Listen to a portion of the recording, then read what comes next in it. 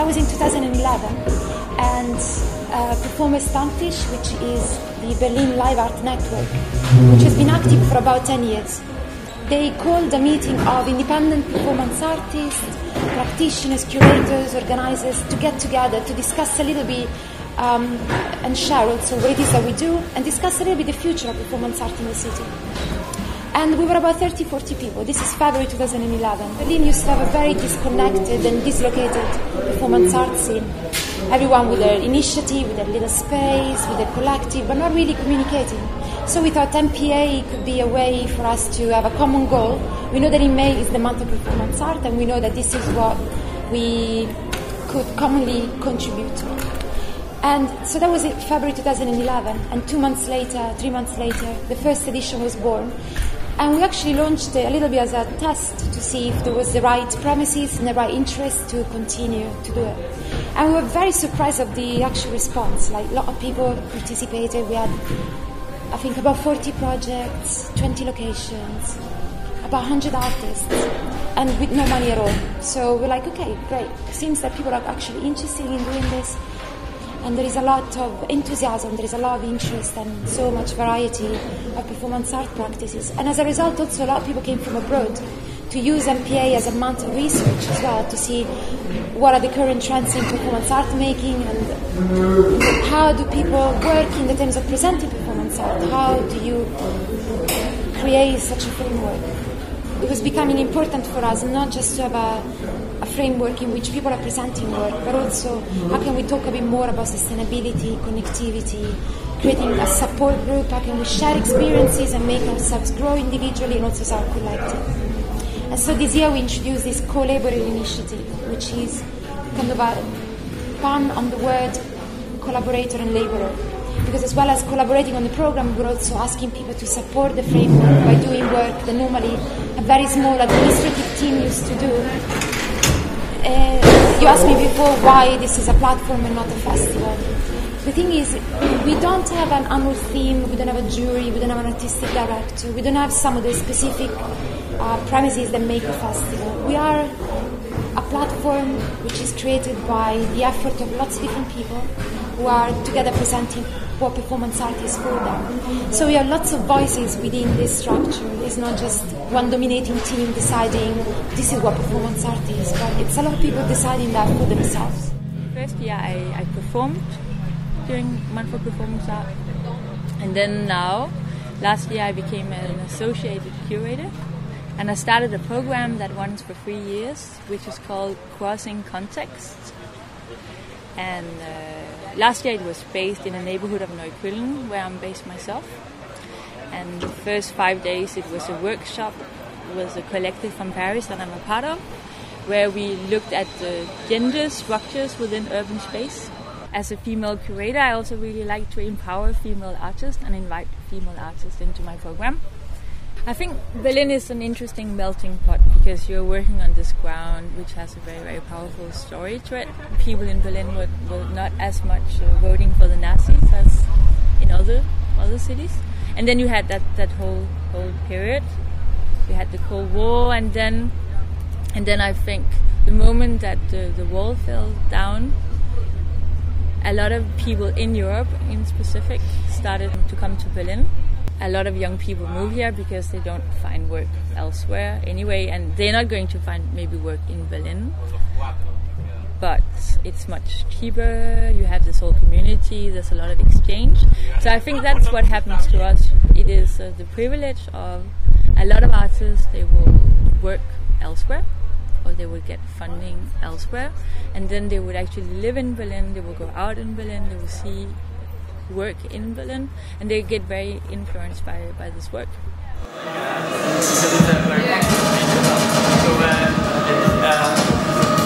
This kind of bringing something which doesn't have anything to do with the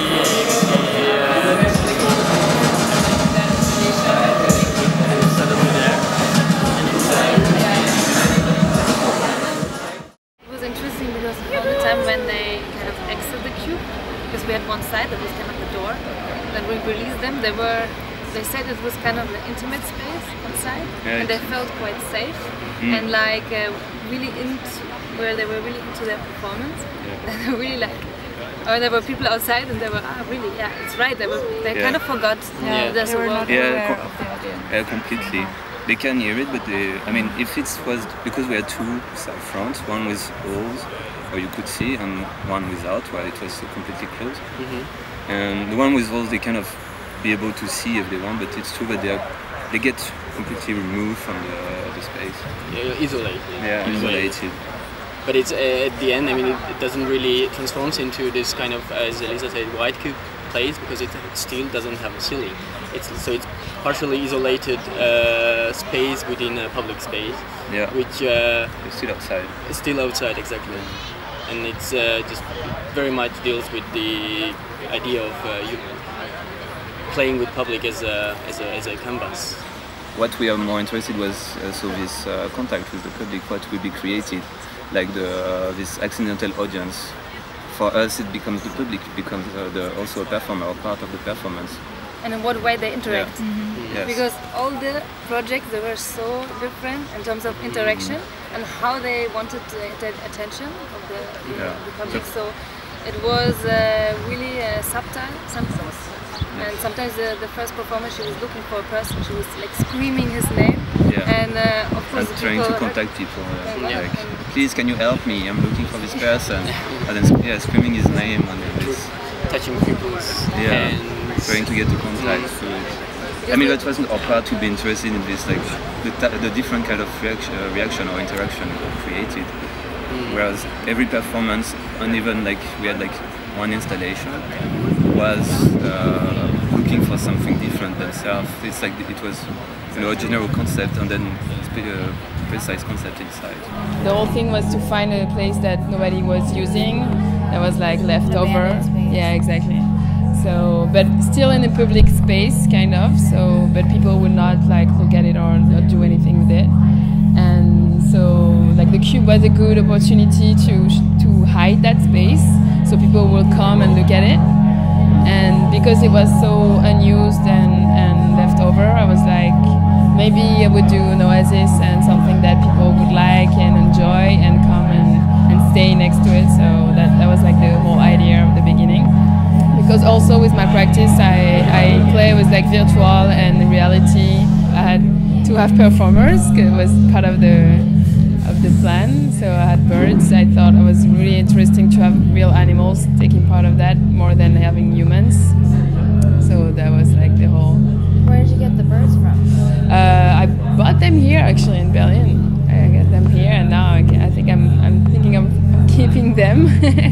Yeah. They're here right now, right? Yeah, they're inside. Yeah. So what kind of birds are they? They are canaries. Is there a reason for that?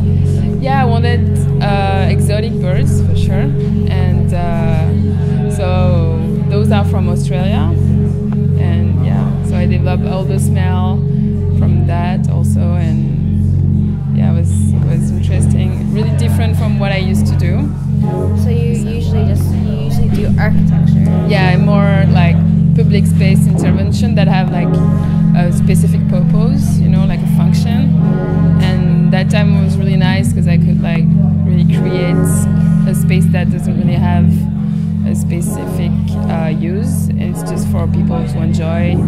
So it was like in between art, architecture. It was really interesting. What is the cube made out of? Wood and fabric, basically. How big is it? 2 meter by 2 meter by 2 meters. I was not sure if it was the second. We will construct it tomorrow. Yeah.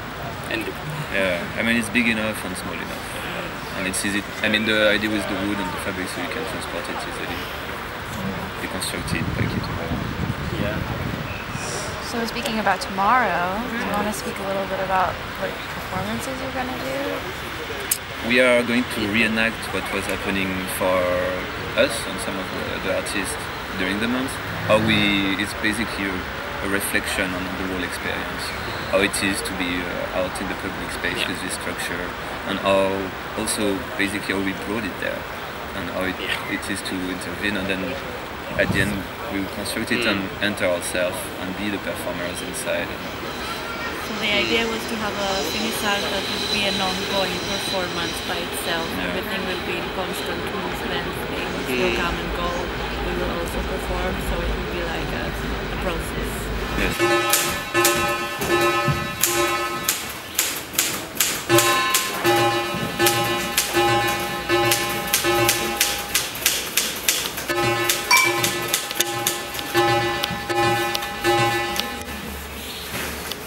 Was basically to destroy the cube.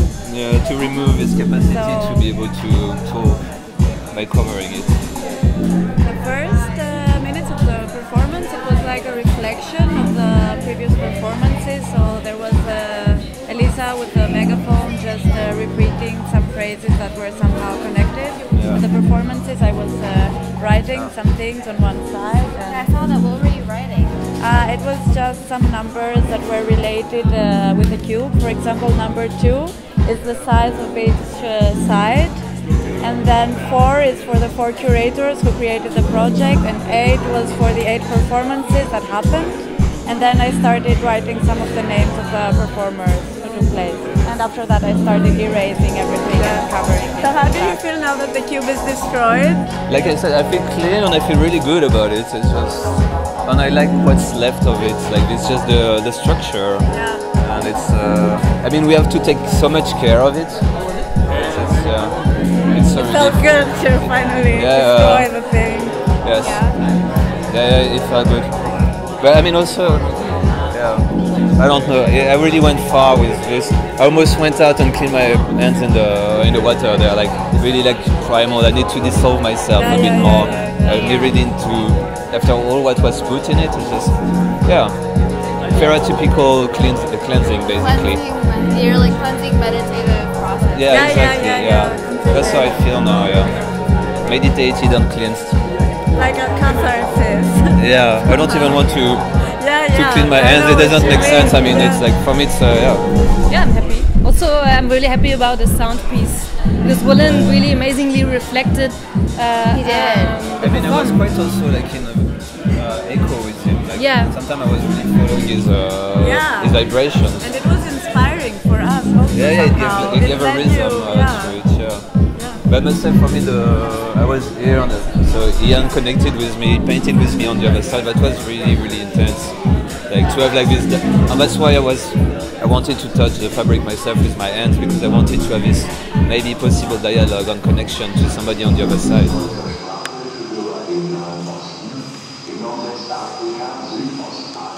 Oh yeah, I'm definitely inspired by Funkhouse. I've been there for 2 years and I've experienced a lot in that space. Some of it very haunting as well, so hence the invisibility aspect. And as mentioned in the program, it's the former GDR radio headquarters, and there are still Stasi elements in place, such as when you first enter the complex, you have to pass through this ex-Stasi checkpoint, and they still ask for your name, they still ask where you're going, and you're still surveillanced by a camera. Last year, they installed a camera into the ateliers themselves. So this was quite controversial for the artists that work in that space. It is a good reflection of the DIY scene. And international artists come here to actually perform in MPA-B.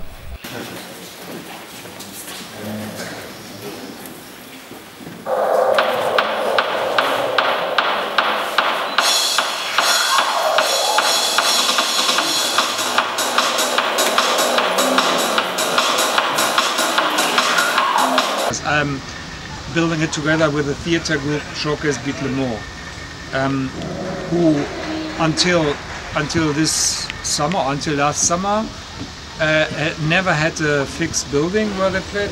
And the funding is that the Berlin Senate Department of Culture gave them a grant for a theatre play, and the theatre man thought, no, the theatre play is the theatre. So from this money we built something more sustainable, more constant. We built the theatre. That we have the shipping containers, and they are connected with a scaffolding grid structure which holds the roof. When the sea containers there, it started with a big supper, with a big dinner.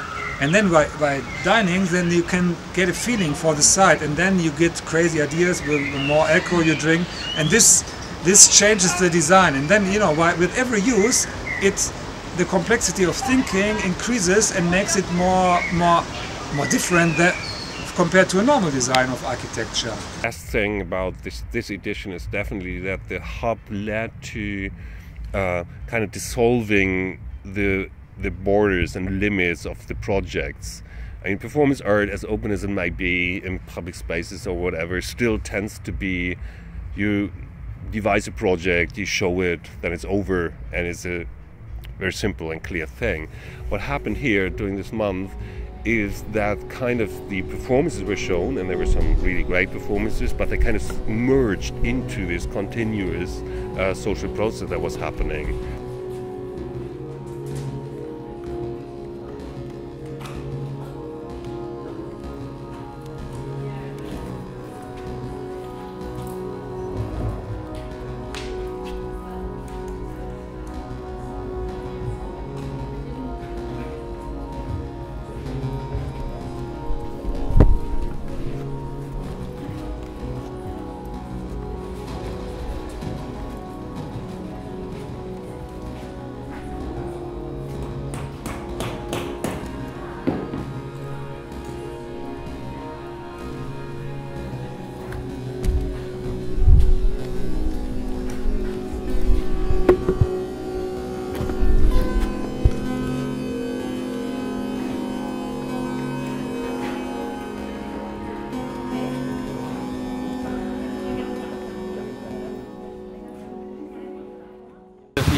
Viele Arbeit, für alles, was das für uns ist.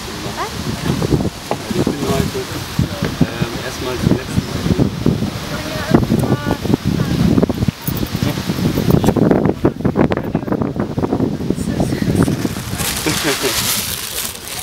Hallo.